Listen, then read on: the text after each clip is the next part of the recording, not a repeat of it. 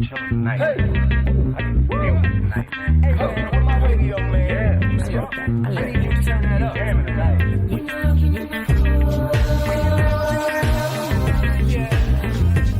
Turn on the radio. You and I turn on the radio. Yeah. Turn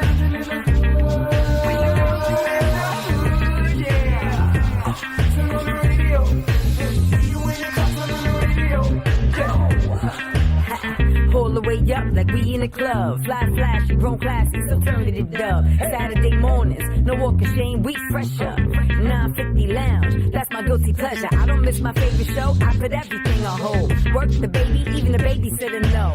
When 950 come on, don't bother. I'm locked in 10 to 1, no problem. Turn on the radio. You and I turn on the radio. Yeah. Turn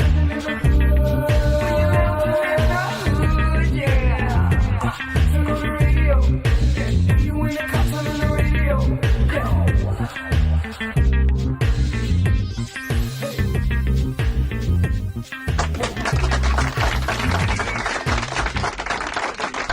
This gets to my distant left, my half left, and it's a lady who's doing some phenomenal things as an author. She's doing some phenomenal book writing, and she's got a new book out called Cigarette, part of the Catcher series. Ladies and gentlemen, welcome to the 950 Lounge, the lovely, super talented Miss Judith Swanson. Welcome to the show, darling. Thank you. Thank you for having me. Oh, no doubt. Don't be nervous. And thank you. You want a cigarette? Don't tell me. Don't tamper. And thank you for coming up from Staten Island, you know, unassisted by Ian of Island Limousine. I could have got Ian to do a double. I didn't really know. That's blame him. Smack him next time you see him. That's okay. But thank you. See, he likes to try to throw everybody else under the bus except for himself. I just like our guests to be comfortable. Yeah, you didn't tell me part that. of the story. You did not tell me about the Ian situation. If you had told me, I would have told you. Ed, you're the executive producer of the show. It doesn't matter, but you still didn't tell me about that. Was it comfortable on the boat? Forgive me, girl, for SMDs. But thank you for coming again, Judith. I mean, you've been, you know, again, you've been writing for a while, and you have this Catcher series. Talk about the Catcher series a little bit and how you started with that. The Catcher series, actually, it was birthed from a writing contest that I joined. A fellow coworker of mine was, he's a writer too, and he told me about this Machine of Death submission that you had to do a short story on a machine that either predicted or told you how you were going to die. Right. And I took that challenge, and the thing about short stories sometimes with me is that I don't like them because of word count. You say word count, and I'm like, I have to limit how I want to write my vision. Yeah. But I wrote a story, which which is going to be part of the series. I wrote a story that I liked so much that I was like, how could I develop this? And I didn't want to write a novel. Yeah. So I said, let me break this down to a series and introduce readers into the society where basically this machine that predicts how you're going to die basically has the society on hold. The twist I did when I wrote it is that I gave it a steampunk feel. So, and then the birth of the Catcher series came about. Fantastic.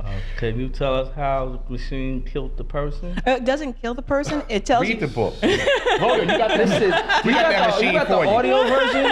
Give him the audio version. You know what? No, he ain't gonna read it. Just give him the audio version. Audio version. Machine killed the person. Wait, Listen to the audio version for a little while. He's waiting. No, you know, it doesn't He's kill waiting you. for the video. It tells you how you're going to die. Oh. That's actually worse than it killing you. Yeah, it's like Now, Terminator. I have a Yeah, question. no one's coming. What's the steampunk? What does that mean? Okay, steampunk is it's like a subculture in sci-fi. Yeah, help me out. I never heard okay. that before. Have you ever watched Doctor Who? Oh, yes. The old James Bond Doctor? No, that was the Doctor, English. no, I'm sorry. Channel Who's Doctor 13, Who? Doctor Who. I don't know who Doctor Who Okay, is. Doctor Who is a Time Lord. Yes. From basically, this is the creation from England. We are fanatics. I am a Whovian. I'm going to say that. We are fanatics about this. It started in, I think, the 50s or 60s. Yeah. The first season is lost, unfortunately, because of a fire at the production place, but it was all black and white. Basically, he's a Time Lord, and he travels through space and time. And he's always, he regenerates. Right now, they're on the 13th 14th Doctor, and the first time it's a female, which is spectacular. Especially in those times. Yes. Yeah, without question. But the steampunk theme is more or less, if you take Victorian age, Okay. the Victorian age, and you put it in modern time with modern technology, but you have steam behind it instead of how we have it here. Like these laptops wouldn't look like this; it would look like those old computer typewriter things. And Gotcha. but it's like an adventurous. Rodeo knows about that. I just was looking at a cricket. She said the steam. I'm like, Oh, well, have you ever seen the movie Time Machine? They redid that so many or times. Quantum Leap. You remember the show Quantum Leap on Channel 4? Along the line, that would be along the lines of Doctor Who. A little Well, bit. remember, Doctor Who was the guy that was like it was always like the old-fashioned telephone booths, and he used to Yes. jump into it, and it takes him to different Remember Fast and dimensions. Furious? Of course I know Fast and Furious. Did you Y'all know gotta something? understand my Did you know age, something? my age Okay. I'm glad I ain't category the and my only cricket. understanding. I'm not the only is- cricket. Listen, my face says I understand what you're saying now, but yeah, in the beginning I didn't know what that. He's trying very hard to stay a millennial. But Judith, you're born and raised in Queens, August Martin High School, ran track. When did the beauty and passion of writing? It's always been Come, there. really? It's always been there. I have to say, my dad has been always a great supporter of my writing. This isn't my first attempt or my second attempt at writing a book, but my dad always loved my poetry. He always encouraged me. Even when I was in the service, he was like, "When are you going to write your book?" He was very proud of this book that when it came out. That was a great satisfaction for me. But I always was writing. You always saw me, and everyone always says this till this day. If I didn't have an instrument in my hand, I had a notepad and a pen in my hand at all times. Yeah, thank you again for your service. You 8 know- years in the military. I mean, it says a lot about what you've done, and we thank you for that. And so I guess you was the person that was doing your assignments, carrying the notepad, and then obviously you probably graduated to an iPad and started to just keep your notes and put things together. I always, if it's not, I prefer handwritten, which I'm old-fashioned. I'm dating myself. Ain't nothing wrong with that. Oh, you But got yeah. a black book, huh? I ain't got no more pens.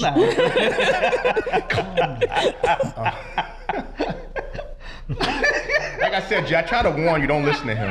Tune him out. Kev, give her the knowing about his thing. Well, we have to expand it. We haven't. I mean, I ain't say nothing about no black Quiet. Just go ahead. it's funny because we saw a movie on Thursday of mine that's perfectly about you. Yes, We'll talk about that We'll talk about that later. But Judith, Rodeo is a great person. This is my biological brother, my older brother, believe it or not.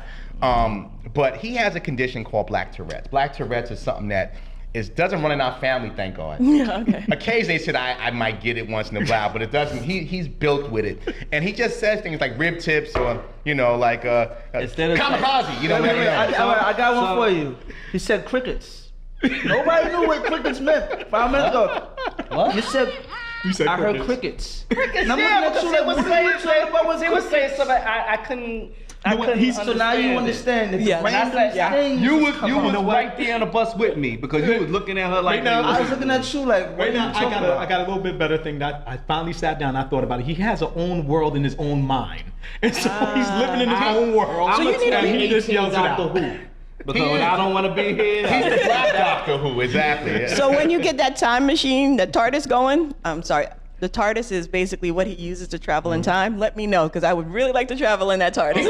He's going to turn from Steve Urkel to Stefan. And all y'all laugh at the same damn time. I guess he doesn't understand. He doesn't understand. I understand. Can I explain? Yes, please. Okay. Yes, the please. doctor regenerates. So when the doctor regenerates, he changes from one person to another. He basically changed. So Brian Gummo is gonna enter your body. It won't I'm just be. trying to listen to you. I ain't listening to him. He's still good. You don't get He got burning toes and he want me to listen to him. No. Rhoda, why do you sound different? Sound like Ed Gordon all of a sudden. I do now. But no, not the time machine is not here yet. But now I want to ask you Yeah. about because now you did mention. I remember from before you did mention when we do speak every once in a while about that you're also doing a bunch of black sci-fi. Yes. And that's something that we never really hear too much about people of color doing sci-fi. Oh my goodness! I got introduced into a world recently that I was in kid heaven. I'm a blogger as well. Yes. So I do online blogging, and I do volunteer blogging for I Am Black Sci-Fi. There's a lot of black undercover geeks. Well, we're not undercover no more because I've been to at least 3 different And there's expos. nothing wrong with that, and I commend you for that, because we bring a lot of people to this show, and I never knock anybody's creativity. Whatever you choose to do and be creative with it, God bless you. But I get a little fatigued with everything is about shoot 'em up, bang bang, the project hallways. I like to say, like, if you that environment, you don't have to read about it and see it. You know that. You walk through the streets and you see it. Why not expand your mind to see and think about things that maybe you can't necessarily reach or touch? It only makes you better. So I commend you for that. You know what? I think the military is the one that instilled this in me. I like to go out there and try to see what's out there. I like to find out other cultures. Yeah. And this is a culture, I feel really ashamed in a way that I did not know that these people were out there, but I've met so many black comic book writers. There are so many black comic book out there. I just interviewed the Munger sisters. Nice. And they have, and I'm going to put that on my blog, and they might even be on I Am Black Sci-Fi. They have a series, a 3-book series for young teenage girls. Well, I should say young teenagers, but the focus is young teenage girls. And it focuses on a few subject matters. I'm not going to give it away because a few subject matters that we feel as women should have been touched as for teenagers. So, and these girls are wow. And it's not just the writers that are there. I'm talking about the artists as well. BAM actually, I think in February, they had a Black Expo. The Chaminade Library every year. I went to Chaminade. They went, and they have, this year was the 6th. It was my first time going. The 6th annual comic book expo that they had there up there too. I went there, and I tell you, I never had so much pride when I saw so many black people cosplaying. Right. I was like, yay! I was like, oh, we don't cosplay that much, and it's nice to see that we cosplay, we support, we write, and we're coming out there. I met this, I forgot their name. I think they're Afropunk. Afropunk. I think Afropunk. Yeah. They have a comic book series. Yes, they do. And they are phenomenal. I have to get a hold of them because I'm also into anime. And they actually, I think the way they told me was that they actually are working with a Japanese artist, an actual famous Japanese artist from Japan. And I'm like, yo, we are worldwide. Yeah. And it's the Afrocentric vibe that's going on there. And when I wrote this book, I was like, well, I was afraid, actually, to tell you the truth, because I was like, I don't know if anyone would accept me as being a black woman writing about sci-fi, because women in general writing about sci-fi is rare than a black woman. And I didn't know how much it was accepted within the black community of sci-fi, because we didn't have comic book. I grew up in the 80s. We didn't have comic book stores readily available. But you know, the same thing they said about Black Panther. And I think by the phenomenal of how that movie is, I think you're gonna see a lot of black comics and black superheroes that we ain't never heard of before. You know the history of that comic, though, right? That comic, actually, when with Black Panther, and actually I have to say, as a comic book enthusiast, I'm really surprised the movie did so well. Yeah. I am, because the comic book itself, and that's because, like I said, we don't go out and buy comic books because we didn't have access to them. So the comic book series, this actual series, was like hit or miss. Now, if it had the backing back then, like the movie does, I think we would have had a whole lot more issues of Black Panther. And Black Lightning too, because they both. Yes, they're right. Yeah. Black Lightning's out. They both. I mean, I have to say thank you to Stan Lee, and I can't remember the director of DC Comics, because another thing about that history, because I had to read up about it, when they came up with those black superheroes, it was like, don't do that. Right. Because of that time. Yeah.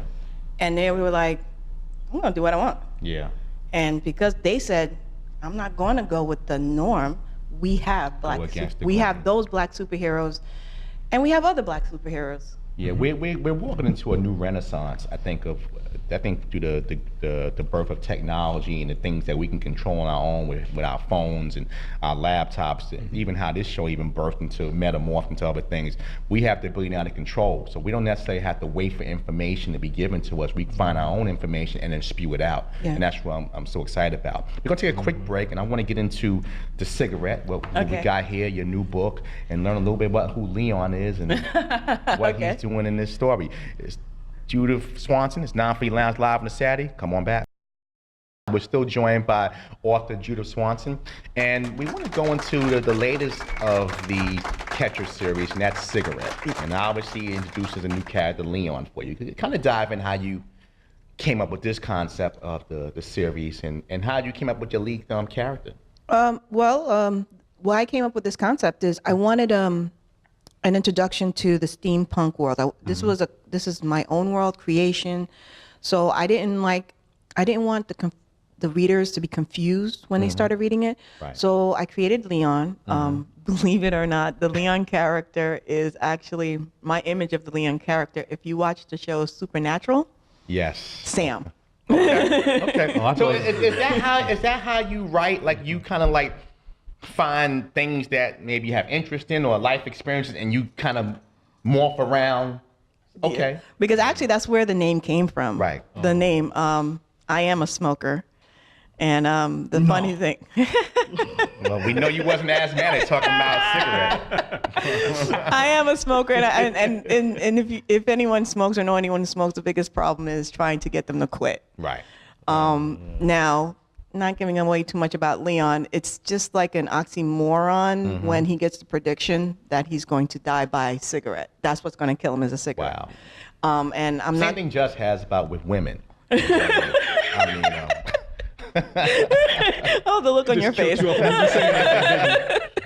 gonna be the death of me. But yeah, I'm sorry. So Leon has this vision that cigarettes will be his ultimate demise. No, the machine predicts. Right. So the machine basically predicted that that's how he's going to die. It doesn't tell you when. It just says.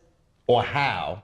Yeah. Right. Like it he fall asleep with a cigarette in his hand, or some woman could be in his bed and burn him like the burning bed. But it just says it's from a cigarette. Or Yes. sex. Right. Sex could also be the demise. Well, it's a cigarette, bro. Unless she's got a cigarette in her situation. But Some women are a burning. Come back to our world. Burning bush.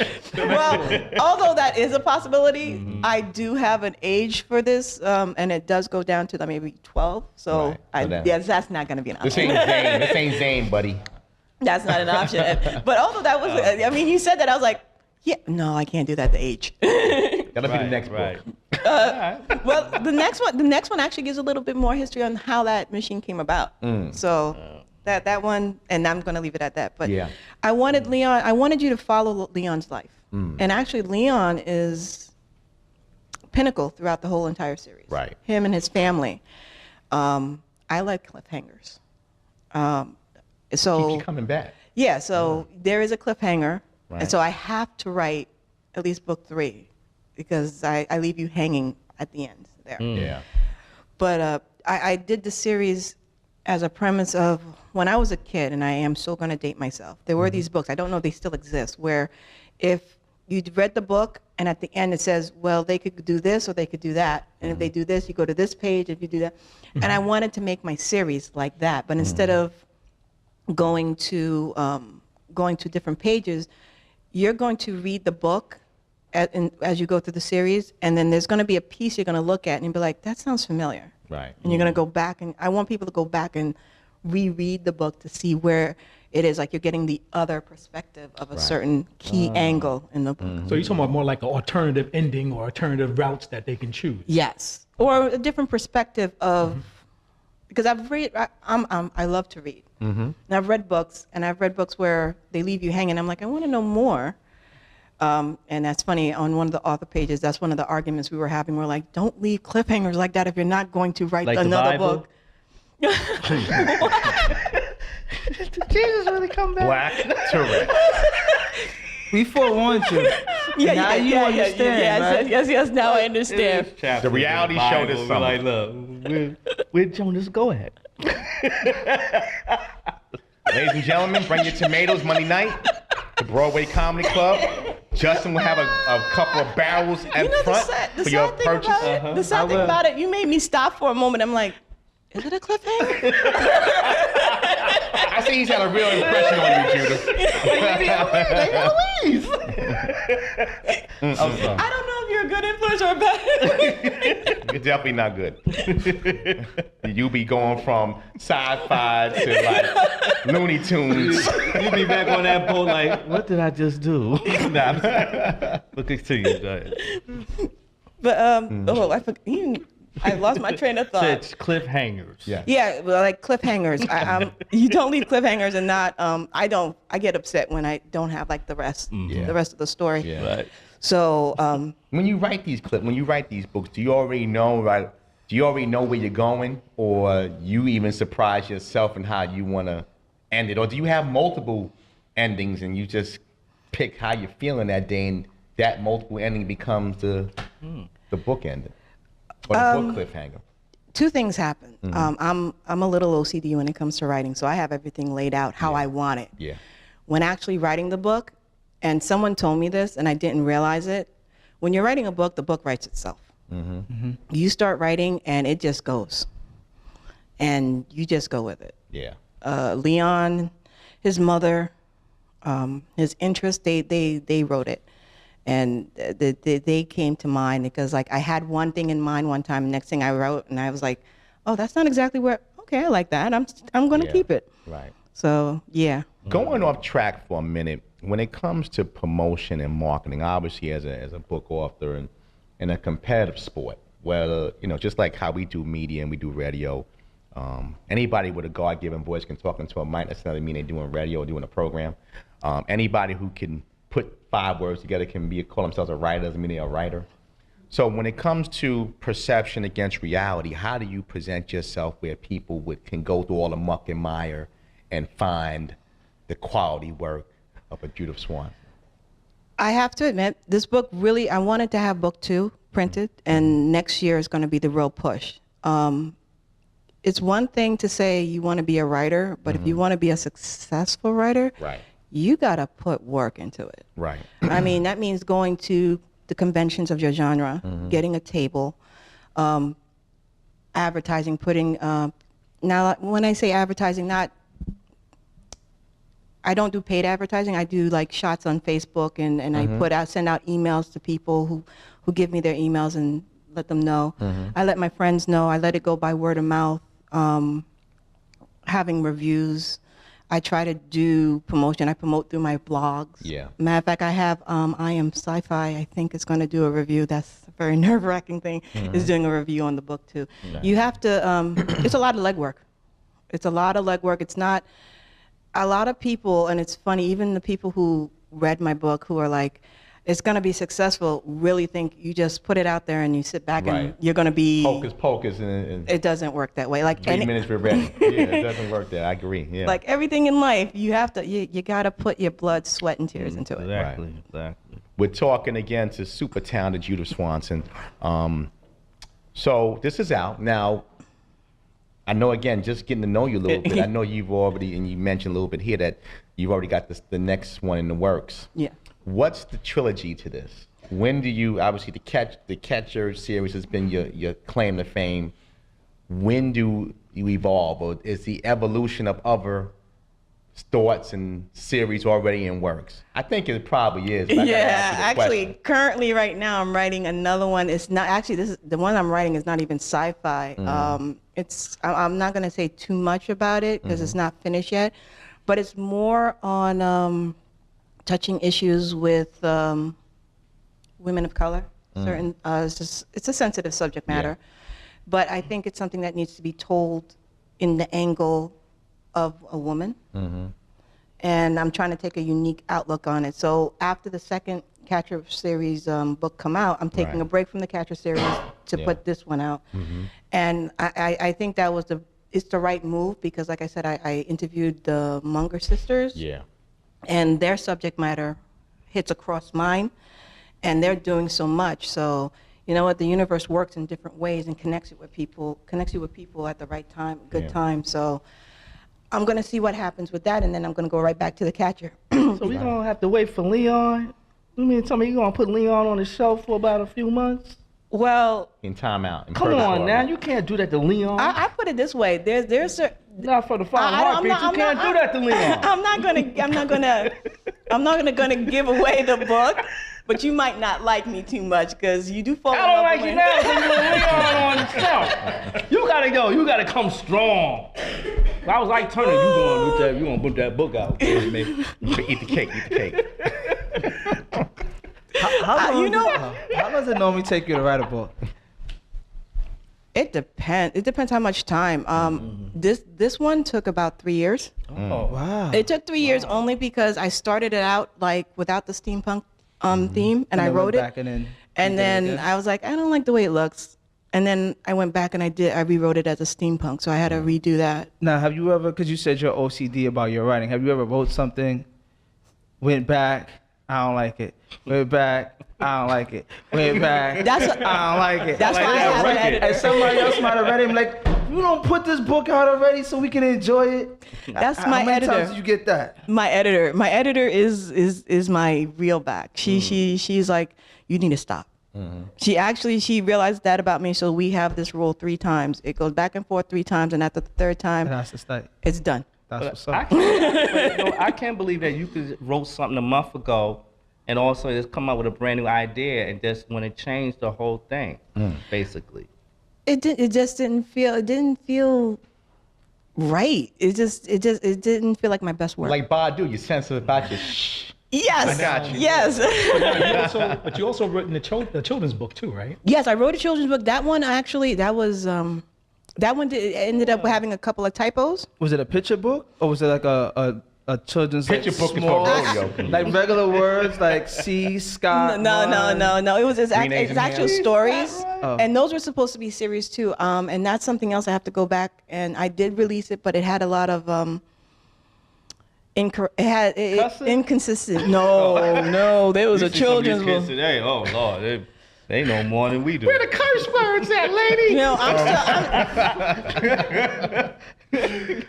I'm still old fashioned, so no. And stay that way, Judith. We need wholesome ideas and thoughts in this muck and mire of technology of 2018. We're in the back of the project. What little Suli do in the back of the project? But I want to, again, we got a few minutes. I want to thank you again for coming on. And I know Backstage is probably already got this on the site, and so I didn't have to ask.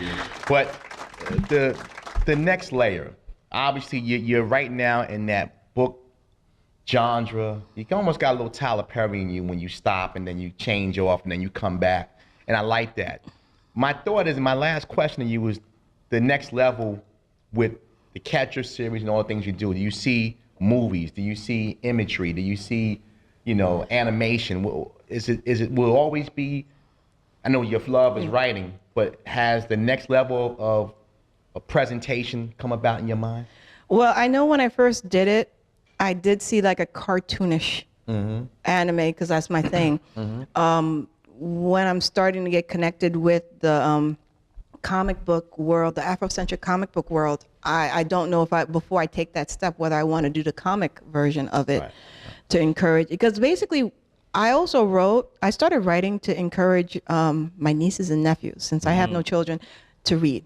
Because that's the one thing children don't do anymore. Yeah, they're in the video games. They're on Facebook and I do Instagram. the same with my nieces and nephews. But they don't- Make them read a book a month. That's their Christmas gift. Yeah. I when they got older, I started giving them 2. But I was like, one of the things you're going to get for Christmas is a book. Yeah.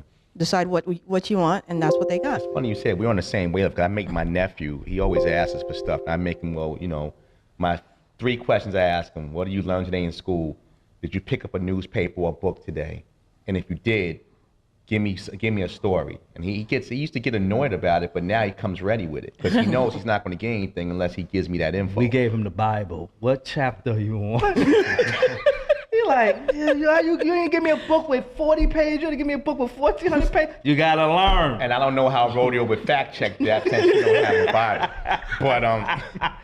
But I think that's important to say because again, if we're not looking to help our next level, then who is? And where we're going with it. We complain about, a lot of us Gen Xers complain about that younger audience, but what are we doing to make it better? And it starts with just dealing with our own family, because that spreads out like leaves. So True. I You commend gotta you for clean that. your own house first before you clean somebody else's. No doubt. True. The book is called The Cigarette Party, Catch a Series by Judith Swanson. Where can people find the book at?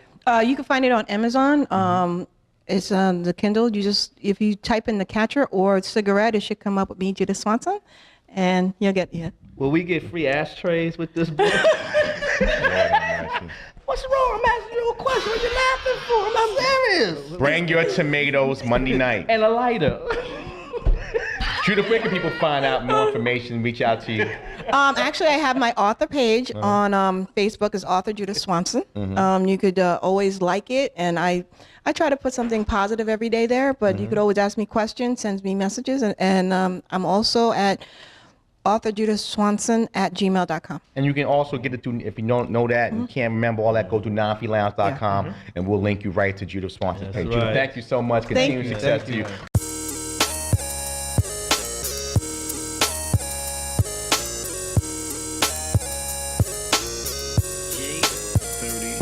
Yo, can I get it in the morning? Every Saturday I be up, no yawning.